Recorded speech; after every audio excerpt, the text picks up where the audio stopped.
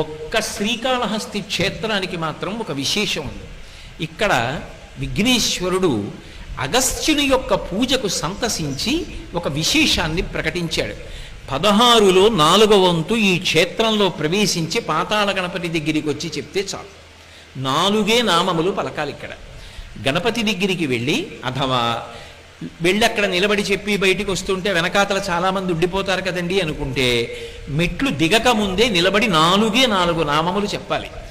ఏమని చెప్పాలి అంటే గజాననారి అంటే ఏనుగు ముఖము కలిగినటువంటి అసురుడు, రాక్షసునికి శత్రువైనటువంటి వాడు. గజానన అంటే ఏనుగు ముఖం ఉన్నవాడు, అరి అంటే శత్రువు. గజాననారి ఏనుగు ముఖము కలిగినటువంటి రాక్షసునకు శత్రువైనటువంటి వాడా. అలాగే అగస్త్యుని చేత స్తోత్రము చెయ్యబడినటువంటి వాడా. కనీసం నామంగా అక్కర్లా, ఇలా చెప్పినా చాలు. 3వది పరమ భాగవత